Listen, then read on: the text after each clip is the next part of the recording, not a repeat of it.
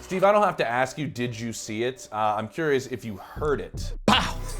The clip that everybody's looking at from last Sunday, and that is the DeAndre Swift run down to the short side here and an absolute explosion of a block while this run was taking place. Well, you know, in Chicago, they have some pretty nice restaurants. But in Chicago, it is all about Chicago. And, you know, you cannot go into a Chicago restaurant with a cheesehead. So they said, actually, no white tees with green numbers allowed in Chicago. And number 33 figured that out the hard way. Yow! That is Braxton Jones, Steve, for the Chicago Bears at 6'5", 310 against Evan Williams, 5'10", 200 pounds. That is over a 100-pound difference between these two individuals on the football. Hey, you gotta give him some credit. He took it on. He didn't have no choice. I don't think he took it on. I think he just absorbed it. By the way, he came down. Yeah. He stopped though. He did kind of like slow down, like, hey, you ain't gonna get me, huh? Yeah. Watch. Let me show you. Watch. You see how you go? Yeah. No cheeseheads in the club. No. By the way, Swift did a little hezzy kick. Have you ever done that in a game? Where he did a little ooh, ooh. Yeah, I mean, I wasn't. It rarely works. I'm not gonna lie. I wasn't as swift as him, so no. I tried it. I'm actually pretty stiff. Some people pointed out from my social media most interesting jobs. I actually don't have any rhythm. Well, the Bears were in a bit of a rhythm, Steve, for about 3.5 quarters, or almost 4 quarters. With Thomas Brown running this offense, no lie, it did look like a little bit of a different quarterback. We'll see if it continues past this first week, but I thought TB did a pretty good job in what he did, getting the ball out of his hands quicker.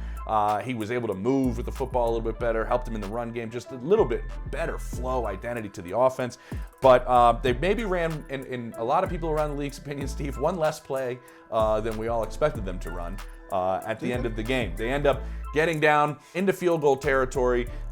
They run the football and have about 28 seconds left after they run, and then just kind of all stand there and then call timeout. And then kick the field goal, and we all know what happens. The field goal is blocked. Our second blocked field goal to end and win a game in consecutive weeks. I'm going to ask you point blank, should they have ran another play, Steve? At first, originally, I was like, nah. But then when you look at how it went, that's also, too, people are talking about the communication on the sideline. I would imagine the delay had to be probably coach saying, no, we won't or we will. What's your go-to play? And so there's a lot of conversation going on and no rushing. Mm-hmm. If they make the field goal, I think he's not questioned. But the fact that the field goal was blocked, all of a sudden everybody now is, old after the fact. Oh, he should have did this, he should have did that. I originally thought, don't run a play because the way the game was going, some people would say the way Caleb Williams was playing, he was commanding the offense. He was doing this. Caleb Williams was just running around doing what he did at USC. And I've seen a few times in his college, in the league, sometimes he gets a little careless and he starts to do the off schedule a little bit more than being on rhythm, right? We talked about, he was a second sooner delivering the football. There was also a few times he just didn't deliver the football. He was just kind of running out there playing street ball. That could get you in trouble. It can. And so I believe that there's a little bit of, I thought it was the good play. Obviously, minus the outcome, who knows? But there's been, how many blocks have there been this year? What, maybe 5? Yeah. Compared to maybe a lot of kicks do not get blocked like they did 10, you 15 think? years ago. Really? Don't tell everybody else that now, because they're happening every day. It doesn't happen because the rules have dramatically changed. You can't jump. You can't go. Do a lot of the different things. You can nosedive on the long snapper. Who they're really trying to protect the snapper, and that was one that's in question on this one. I did ask a head coach, Steve, kind of about this. This is my 2 cents and his 2 cents as it is. Usually, when a coach doesn't run a play right here, this head coach said there's past trauma in their life in this situation.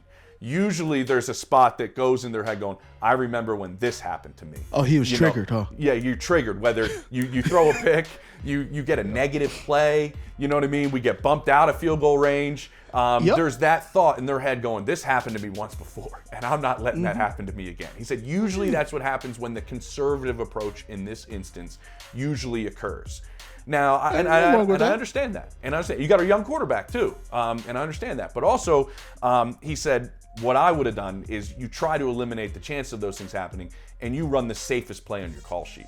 And you run something that's part of your 2-minute, which is usually what? Something that everybody on the field knows. Everybody knows really well. It's one of your bread and butters. If you don't get much on it, you don't get much on it, but at least you try and make a play. Now, that's the end of that conversation. My 2 cents adding on to it is the Chargers almost had the identical situation. What did they do? Obviously, the clock stops, so they have to run another play, but they're easily in field goal range. They're at the 29-yard line at the end of their game against Cincinnati. They have 26 seconds left. Seems pretty similar. They also had a timeout. They could have just done one of those things where let's get it to the hash that our kicker wants. They actually run a play, and what happens? J.K. Dobbins takes it to the house for a touchdown. So different approaches, a little bit different situations, but very similar in a lot of instances about that situation. And that's why I think this head coach is telling me, then run a play that everybody knows, that's safe, that maybe takes something out of your quarterback making a mistake. No, that's try to get some more what yards. you fail to realize. Okay. Jim Harbaugh is in his first year of his new contract, and Matt Eberflus is not in the first year. He's in his last year, I believe, right? I feel like you're bringing up past trauma. This goes back to what I exactly. said. So we're getting to the what's in your mind here in this saying. instance. You got one guy who has what they say. He got some cushion. He has some leeway. So much so that he chose to live in an RV. He has some Hey, what did it say? He got options. Yes. The added emphasis on this, Steve, is that Chicago wanted Harbaugh. And look at what Harbaugh did compared to what Eberflus did. Just a little maybe added jab to the side about what's going on. No, you're just rubbing it in their face. But I think, Steve, doesn't the rest of the way the season's gone just kind of play into probably what's going on in Matt Eberflus's mind during this instance? Yeah, I hate to say it. No, I don't want to say yeah, but no. Man, look, when it rains, it's pour. When it rains, it's pour, and it's pouring right now. Okay? Exactly, and it's the opposite sometimes too. When confidence is rolling, it snowballs in that direction, and it happens both ways. It totally does. Oh well.